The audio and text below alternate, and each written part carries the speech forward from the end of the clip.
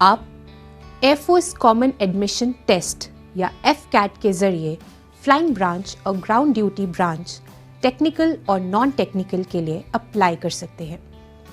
Flying branch के लिए आपकी उम्र 20 से 24 साल, कद कम से कम 162.5 सेंटीमीटर, 12th में फिजिक्स और मैथ्स दोनों में मिनिमम 50% मार्क्स और ग्रेजुएशन में 60% मार्क्स से पास होने चाहिए।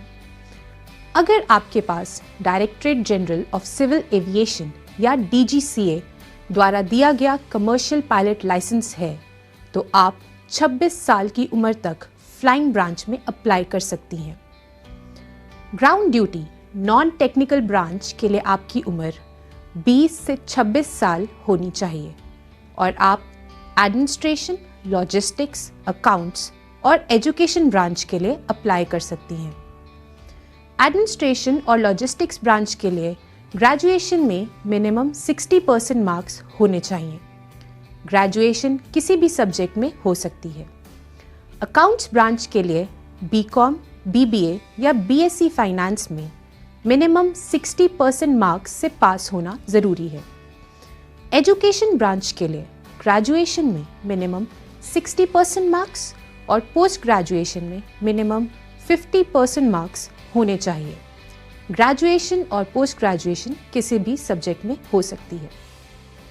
ग्राउंड ड्यूटी टेक्निकल ब्रांच के लिए आपको FCAT के साथ EKT इंजीनियरिंग नॉलेज टेस्ट की परीक्षा देनी होगी। इस ब्रांच के लिए 12वीं कक्षा में फिजिक्स और मैथ्स दोनों सब्जेक्ट में मिनिमम 50% मार्क्स होने चाहिए। इसके अलावा 4 साल की engineering degree computer science, mechanical, electrical, electronics या किसी भी इक्विवेलेंट सब्जेक्ट में 60% मार्क्स के साथ होनी ज़रूरी है।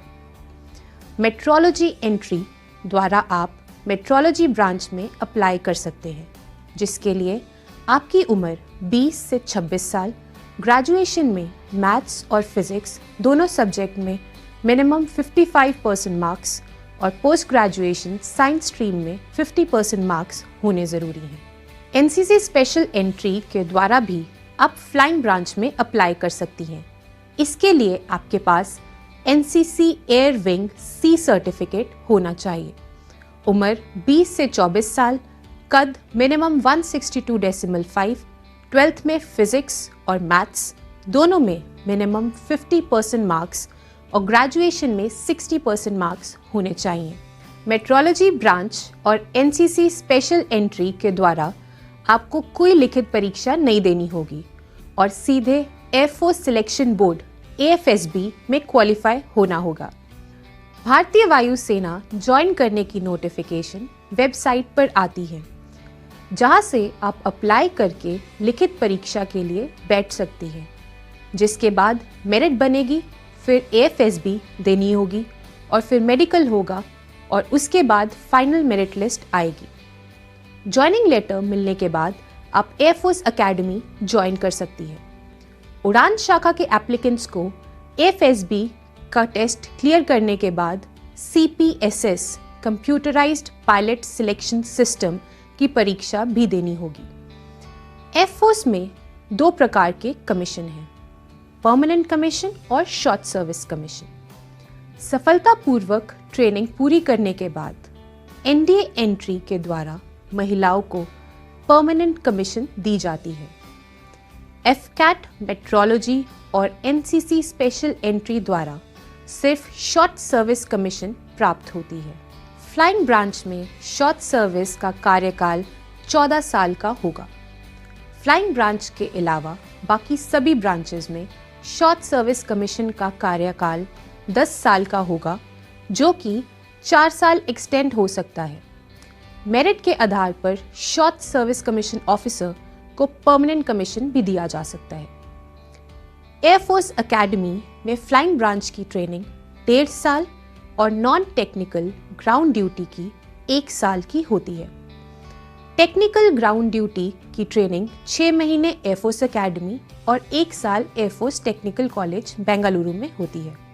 इस ट्रेनिंग के दौरान कैडेट्स को हर महीने 56,100 रुपीज़ का स्टाइपेंड भी दिया जाता है। फ्लाइंग ब्रांच के कैडेट्स 6 महीने ग्राउंड ट्रेनिंग के बाद 1 साल पिलाटस PC-7 जहाज पर फ्लाइंग ट्रेनिंग NDA कैडेट्स के साथ करते हैं। ट्रेनिंग पूरी करने के बाद आपको एयरफोर्स में एक अधिकारी के रूप में कमीशन मिलता है।